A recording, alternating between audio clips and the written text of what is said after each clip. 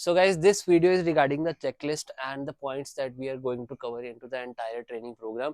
ये जो हम ट्रेनिंग प्रोग्राम करने जा रहे हैं इसमें जोन जोन से भी पॉइंट्स हैं, जोन जोन से भी टॉपिक्स है, वो सारे हम डिस्कस करेंगे.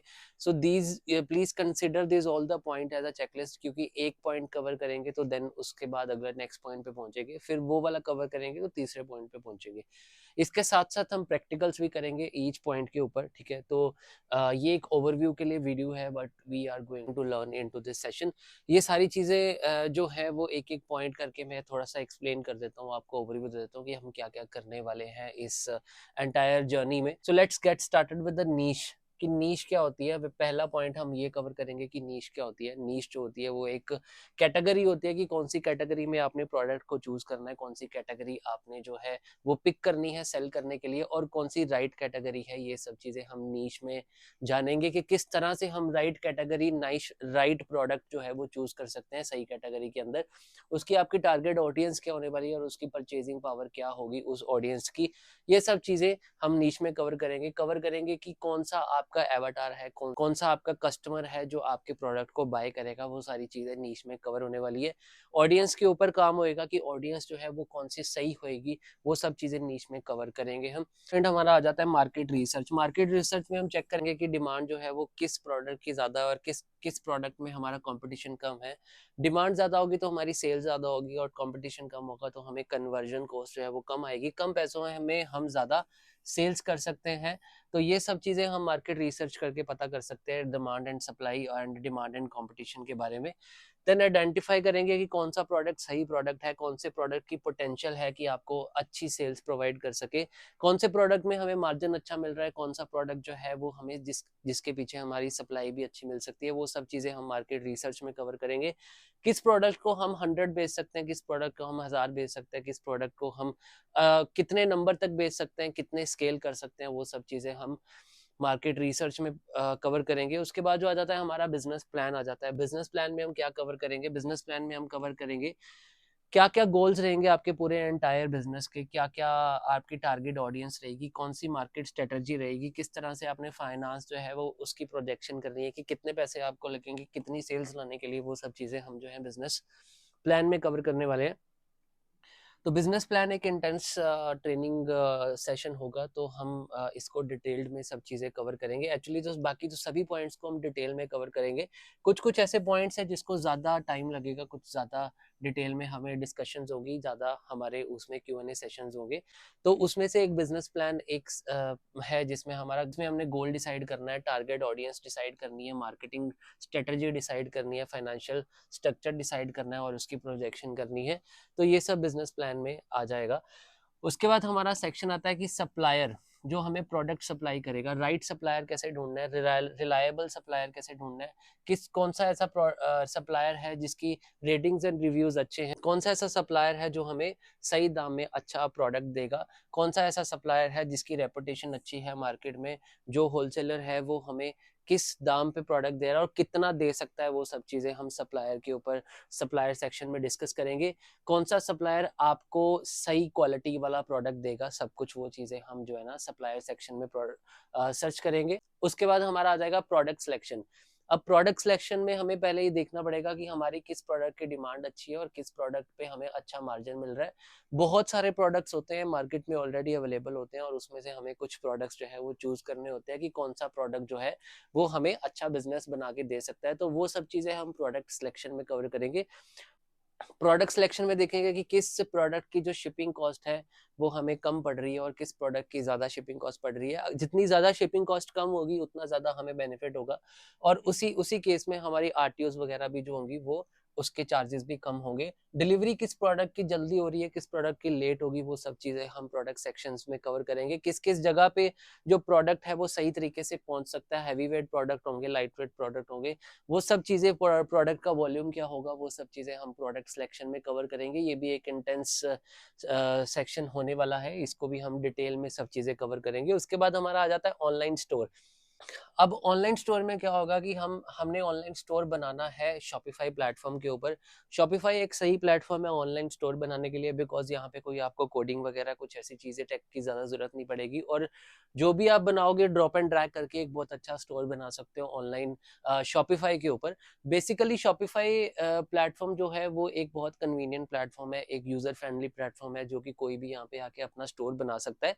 लेकिन सिर्फ स्टोर बनाने तक ही बात नहीं होती, स्टोर को किस तरह से सही चलाना है, किस तरह से इसको हाई परफॉर्मिंग स्टोर बनाना है, किस तरह से ज्यादा कन्वर्जन आएगी आपके स्टोर के ऊपर, क्यों कस्टमर जो है वो आपके स्टोर पे ही आके बाय करेगा, वो सब चीजें हम इसमें कवर करेंगे। उसके बाद हम कवर करेंगे कि आपके जो स्टोर को जो ब्रांड का रूप कैसे देना है, किस तरह से आपके स्टोर की ब्रांडिंग होनी चाहिए ताकि आपका स्टोर एक ब्रांड लगे, ना कि कोई लोकल ऐसे ही चलता फिरता स्टोर लगे। तो इस वजह से हमें ब्रांडिंग करनी है।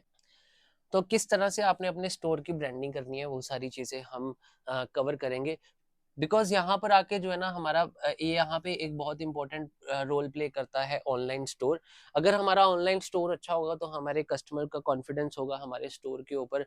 कौन से ऐसे एलिमेंट्स हैं जो कि हमने अपने स्टोर के ऊपर रखने हैं, वो सब चीज़ें हम अपने ऑनलाइन स्टोर वाले सेक्शन में कवर करेंगे। वो एलिमेंट्स जिसकी वजह से हमारे कस्टमर जो हैं वो हमारे प्रोडक्ट को बाय करेंगे, वो सब चीज़ें जो हैं हम ऑनलाइन स्टोर में कवर करने वाले हैं। उसके बाद पेमेंट का पार्ट आ जाता है। पेमेंट में हमने क्या-क्या चीज़ें कवर करनी है, कौन-कौन से ऐसे तरीके हैं जो आपकी पेमेंट्स जो हैं वो स्मूथ रहे, कौन-कौन से ऐसे प्रोसेसेस हैं जो आपके क्लाइंट को पेमेंट करना ईज़ी रहे, सीओडी वगैरह किस तरह से हमने सेट करने हैं, प्रीपेड ऑर्डर्स किस तरह से लेने हैं, वो सब चीज़ें जो हैं हम इस पेमेंट प्रोसेसिंग ऑप्शन में शो करेंगे। उसके बाद हमारा आ जाता है एक प्रोडक्ट लिस्टिंग वाला पार्ट कि जो प्रोडक्ट ये सबसे एक इम्पोर्टेंट पार्ट है, ठीक है। तो बेसिकली ना यहाँ पर आके मोस्ट ऑफ द कस्टमर जो है अपना डिसीजन बिल्ड करते हैं कि हमने प्रोडक्ट लेना है या नहीं लेना। अब प्रोडक्ट लिस्टिंग में क्या आ जाता है, प्रोडक्ट लिस्टिंग में आपकी प्रेजेंटेशन कितनी अच्छी है, जिस ये वो वाली जगह है जहाँ पे कस्टमर आके बैठेगा, देखेगा और बोलेगा कि हाँ ठीक है आपका प्रोडक्ट सही है, मैं बाय करने वाला हूँ। तो ये वो जगह है, और अगर इस जगह को हम अच्छे से डेवलप कर लेते हैं, प्रोडक्ट लिस्टिंग को अच्छे से बना लेते हैं, हाई क्वालिटी इमेजेस दे देते हैं, वो सब चीज़ें इसमें प्रोवाइड कर देते हैं, जिसकी वजह से हमारा कस्टमर जो है वो कॉन्फिडेंट हो जाएगा हमारे प्रोडक्ट के ऊपर। हम उसको सही तरह से डिटेल्स बता पाएंगे, सही वीडियोस दिखा पाएंगे, सही उसके ऊपर डिस्क्रिप्शन दे पाएंगे, वो सब चीज़ें प्रोडक्ट लिस्टिंग में कवर होने वाली है, ठीक है। कौन कौन से ऐसे और पॉइंट्स हैं जिसकी वजह से हमारी जो प्रोडक्ट लिस्टिंग है वो अच्छी हो जाएगी और कस्टमर का कॉन्फिडेंस बनेगा हमारे प्रोडक्ट को बाय करने में, वो सब चीज़ें हम प्रोडक्ट लिस्टिंग में डिसाइन करेंगे कि कौन कौन से ऐसे, this is kind of a landing page जहाँ पे कस्टमर ने आके बाय करना है। तो बहुत सारी चीज़ें इस प्रोडक्ट लिस्टिंग पे डिपेंड करती है कि आपका प्रोडक्ट जो है वो उसकी कन्वर्जन अच्छी आएगी या नहीं आएगी, आपकी एड सस्ती पड़ेगी या नहीं पड़ेगी, ये प्रोडक्ट लिस्टिंग के ऊपर डिपेंड करती है।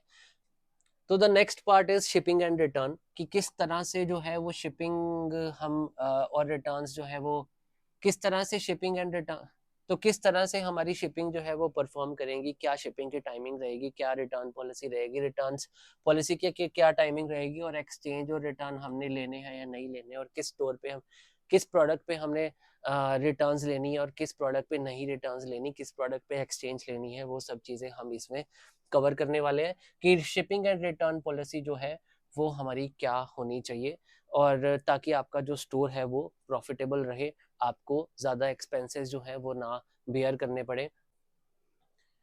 तो उसके बाद आ जाता है हमारा इन्वेंट्री मैनेजमेंट, प्रोडक्ट की अवेलेबिलिटी। अगर प्रोडक्ट की अवेलेबिलिटी नहीं रहती, सपोज आपको एक प्रोडक्ट मिल जाता है, बहुत एक अच्छा विनिंग प्रोडक्ट मिल जाता है, लेकिन पीछे वो अवेलेबल ही नहीं है, तो आप बेचोगे क्या। तो इसी केस में हमने ये देखना होता है कि प्रोडक्ट की अवेलेबिलिटी जो है वो कौन कौन सी ऐसे प्रोडक्ट्स हैं जहाँ पे हमें अच्छी अवेलेबिलिटी मिल सकती है, कौन कौन से ऐसे प्रोडक्ट है जिसके ऊपर हम हज़ारों की सेल्स कर सकते हैं, मतलब सपोज मंडम हज़ार ऑर्डर, 2000 ऑर्डर, 3000 ऑर्डर हम ले सकते हैं कि नहीं ले सकते, कि वो सिर्फ वो 10 20 40 ऑर्डर्स के ऊपर ही डिपेंडेंट है। तो इस तरह से हमने प्रोडक्ट की अवेलेबिलिटी देखनी है कि कौन सा प्रोडक्ट हमारे लिए ज़्यादा नंबर्स पे हम बेच सकते हैं, कौन सा प्रोडक्ट हम स्केल कर सकते हैं, और किस प्रोडक्ट पे हमने कम ऑर्डर्स लेने हैं और किस प्रोडक्ट पे हमने ज़्यादा ऑर्डर्स लेने हैं। ये सब चीज़ें हम इन्वेंट्री मैनेजमेंट में कवर करेंगे, और इसी में आ जाएगा कि कौन सा सप्लायर जो है वो हमें अच्छा प्रोडक्ट की सप्लाई दे रहा है। तो ये सब चीज़ें इन्वेंट्री मैनेजमेंट में आ जाएंगी। किस तरह से हमने अवॉइड करना है कि हम कहीं उस आर्टिकल पे ऑर्डर ना ले लें कि जहाँ पे हमें पीछे से प्रोडक्ट की अवेलेबिलिटी ही नहीं मिल रही।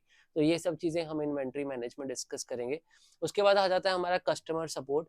हमारा कस्टमर सपोर्ट कैसा होना चाहिए वो सब चीज़ें डिस्कस करेंगे, ठीक है। कस्टमर की इंक्वायरीज कैसे हैंडल करनी है, कस्टमर की कंप्लेंट एंड इश्यूज कैसे हैंडल करने हैं, ताकि कस्टमर जो है आपकी वेबसाइट पे आके अगर उसको कोई इशू आ रहा है, कोई कंप्लेंट आ रही है, तो वो आपके साथ कांटेक्ट कर सके और कस्टमर जो है वो कॉन्फिडेंट हो, उसको वहाँ पे सेक्शन मिलेगा। अगर ये कस्टमर इंक्वायरी का अगर उसको कोई इन्फॉर्मेशन चाहिए आपके प्रोडक्ट के बारे में बाय करने से पहले, तो वो आपसे कांटेक्ट करके वो इन्फॉर्मेशन ले सके। तो ये सब चीज़ें हैं कस्टमर सपोर्ट में आ जाती हैं। इसकी वजह से हमारी काफ़ी सेल्स जो है वो हाइक कर सकती हैं।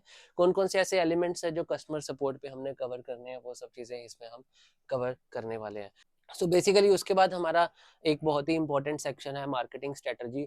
हमारी मार्केटिंग स्ट्रेटजी क्या रहेगी? हमने वेबसाइट भी डिज़ाइन कर ली, हमने प्रोडक्ट के लिए भी देख लिया, हमने सप्लायर भी देख लिया, वो सब चीज़ें हमारे पास आ गई, हमने लैंडिंग पेज भी डिज़ाइन कर लिया, हमने प्रोडक्ट की लिस्टिंग भी कर ली। अब उसके बाद उस प्रोडक्ट को मार्केट करना है, लोगों तक पहुंचाना है, वो किस माध्यम से पहुंचाएंगे उसके बारे में हम सब चीज़ें डिस्कस करेंगे। सोशल मीडिया मार्केटिंग हमने कैसे करनी है, पेड एडवर्टाइजमेंट्स कैसे करनी है, कैसे हमने बहुत सारे लोगों तक कम टाइम में पहुंचना है, ये सब चीज़ें हम मार्केटिंग स्ट्रेटजी में कवर करने वाले हैं। उसके बाद जो है इसका हम प्रॉपर प्लान बनाएंगे कि मार्केटिंग होनी कैसी चाहिए, आप पेड एडवर्टाइजमेंट्स होनी कैसे चाहिए, कौन सी एड्स आपको ज़्यादा ऑर्डर्स लेके दे सकती है, वो सब चीज़ें हम सीखेंगे। हम सीखेंगे कि गूगल एड्स कैसे चलानी है, फेसबुक एड्स कैसे चलानी है, कैसे आप फेसबुक एड्स की एक आर्टिफिशियल इंटेलिजेंस यूज़ करके, एआई यूज़ करके आप फेसबुक ऐड को लेवरेज करके एक बहुत सारे नंबर ऑफ कस्टमर तक पहुंच सकते हैं। कैसे फेसबुक ऐड जो है वो आपके कस्टमर को ही ऐड दिखाएगी, ना कि किसी और को ऐड दिखाएगी, ताकि आपका कन्वर्जन रेट जो है वो ज़्यादा बन सके और कम पैसों में एक बहुत ज़्यादा अच्छे ऑर्डर्स लेके आ सके। वो सब चीज़ें हम फेसबुक ऐड में कवर करेंगे। हम कवर करेंगे कि फेसबुक एड्स को एक्चुअली लगाना कैसे है, किस बजट पे लगाना है, क्या ऑडियंस चाहिए होगी उसके अंदर, और फेसबुक एड्स को किस तरह से जो है वो राइट हम पोटेंशियल ऑडियंस तक पहुंचा सकते हैं। वो सब चीज़ें हम डिस्कस करेंगे। उसके बाद हमारा पार्ट आ जाता है कंटेंट क्रिएशन के बारे में। जैसे सपोज कि हम हाई क्वालिटी कंटेंट को अगर खुद ही क्रिएट कर सकते हैं, कुछ ऐसे प्रोडक्ट्स के ऊपर कुछ ऐसे पोस्ट पोस्ट हम बना सकते हैं, कुछ ऐसी वीडियोस बना सकते हैं अपने अपनी नीश के रिलेटेड, अपने टारगेट ऑडियंस के रिलेटेड कोई प्रॉब्लम सॉल्विंग कंटेंट बना सकते हैं। किस तरह से आप उस वो वाला प्रोडक्ट जो आप प्रोवाइड कर रहे हो आपके कस्टमर के लिए किस तरह से बेनिफिशियल हो सकता है। More the content you will provide to your client, more they will confident about your product but you are offering to them. So उसके बाद हमारा आ जाता है कि सोशल मीडिया प्रेफरेंस जो है वो किस किस तरह से हमारी इंपॉर्टेंट है ऑनलाइन सेल्स के ऊपर, किस तरह से आपने एक्टिव रहना है सोशल मीडिया प्लेटफॉर्म के ऊपर, और किस तरह से आपने प्रोडक्ट्स को प्रमोट करना है, किस तरह से कस्टमर्स को एंगेज करना है। वो सब चीज़ें हम इसमें सोशल मीडिया प्रेफरेंस में कवर करने वाले हैं। उसके बाद हमने किस तरह से फीडबैक्स लेने हैं कस्टमर्स के साथ, किस तरह से इंप्रूव करनी है अपने प्रोडक्ट की, और अपने प्रोडक्ट एंड सर्विसेज की क्वालिटी किस तरह से इंप्रूव करनी है, वो सब चीज़ें हम कस्टमर फीडबैक के ऊपर वर्क करेंगे। अब हमारा पार्ट आ जाता है स्केल एंड एक्सपैंड के ऊपर। अगर हमने अभी तक जितने भी ऑपरेशंस कर लिए, जितने भी हमने स्ट्रेटजीज लगा ली, सब कुछ कर लिया, सारी चीज़ें हमने रेडी कर ली, अपना स्टोर रेडी कर लिया, एड्स रेडी कर ली, हम सेल्स लेने भी लग गए, और हमारे पास प्रोडक्ट भी है कि हमने कौन से प्रोडक्ट को सेल करना है। उसके बाद हमारा पार्ट आ जाता है एक्सपैंड एंड सेल्स के ऊपर। हम अपने बिजनेस को ग्रो कैसे करेंगे, हम इसको एक्सपैंड कैसे करेंगे, कौन कौन से ऐसे एफर्ट्स लगेंगे मार्केट में कि जिसकी वजह से हमारा बिजनेस जो है वो अब एक्सपैंड हो जाएगा। अगर आप उस लेवल पे हो कि आप डेली के 100 ऑर्डर कर रहे हो, तो देन आप उस लेवल पे कैसे पहुंचोगे कि डेली के आप 1000 ऑर्डर कर सको। तो ये सब चीज़ें हम स्केल एंड एक्सपैंड में डिस्कस करेंगे। तो देन उसके बाद हमारा पार्ट आ जाता है फाइनेंस के ऊपर कि किस तरह से आपने अपने एक्सपेंसेस को जो है वो प्रॉफिटेबल बना के रखना है, कि कौन कौन से एक्सपेंसेस आपने करने हैं जिसकी वजह से आपका बिजनेस जो है वो प्रॉफिटेबल रहे, ज़्यादा एक्सपेंस ना फालतू का पड़े अपने बिजनेस के ऊपर, एड्स जो है वो ज़्यादा महंगी ना पड़े, एड्स जो है सस्ती एड्स में ज़्यादा ऑर्डर्स आ सके, वो सब चीज़ें हम इसमें कवर करेंगे। और कितने की ऐड लगनी चाहिए, कितने की नहीं लगनी चाहिए, अगर आपका महंगा जा रहा है प्रोडक्ट तो आप कितने तक स्केल कर सकते हो, कितने की ऐड लगा सकते हो, और अगर आपका सस्ता जा रहा है, सपोज आपकी कन्वर्जन जो है वो ज़्यादा जा रही है कम ऐड के ऊपर, तो किस तरह से आप जो है अपने फाइनेंसेस को मैनेज करके ज़्यादा प्रॉफिट बना सकते हैं। वो सब चीज़ें हम इस फाइनेंस सेक्शन में कवर करेंगे। उसके बाद हम में जो है हम 18th पॉइंट में जो है वो हम अडेप्टेबिलिटी के बारे में बात करेंगे। किस तरह से आपने मार्केट के चेंजेस को अडाप्ट करना है, किस तरह से कस्टमर के बिहेवियर को अडाप्ट करना है, कौन सा कस्टमर प्रेफरेंस होना चाहिए, कौन सा बिजनेस सर्कमस्टांसेस ऐसे होने चाहिए, अगर आपके बिजनेस में कुछ ऊपर नीचे होता है तो किस तरह से आपने चेंजेस को अडाप्ट करके उसको प्रॉफिटेबल बनाना है। ये सब चीज़ें जो हैं हम डिस्कस करेंगे। तो ये एक ओवरव्यू था। जितना भी हम इस ट्रेनिंग प्रोग्राम में सीखेंगे, इस पॉइंट्स के आसपास की सारी चीज़ें होंगी। और ये तो सिर्फ एक इंट्रोडक्टरी वीडियो थी आपके लिए कि किस तरह से हम ट्रेनिंग प्रोग्राम में वर्क करने वाले हैं, कि क्या-क्या चीज़ें हम डिस्कस करने वाले हैं ट्रेनिंग में। और इसमें क्या होगा कि हम एक-एक पॉइंट को अच्छे से इंटेंसली डिस्कस करेंगे, प्रैक्टिकली अप्लाई करेंगे। हम एक-एक पॉइंट को उठाएँगे, अप्लाई करेंगे, देन अगले स्टेप पे जाएँगे, फिर उसको उठाएँगे, फिर अप्लाई करेंगे, फिर उससे अगले स्टेप पे जाएँगे। तो ये सब चीज़ें जो हैं वो हम कवर करेंगे। और then by the end of this complete checklist, जब हमारी ये सारी कंप्लीट हो जाती है तो एक उस टाइम पर आपके पास आपका अपना ऑनलाइन स्टोर रेडी रहेगा और आप सेल्स कर रहे होगे। So thank you so much guys, see you in the next session और द वीडियो। Thank you.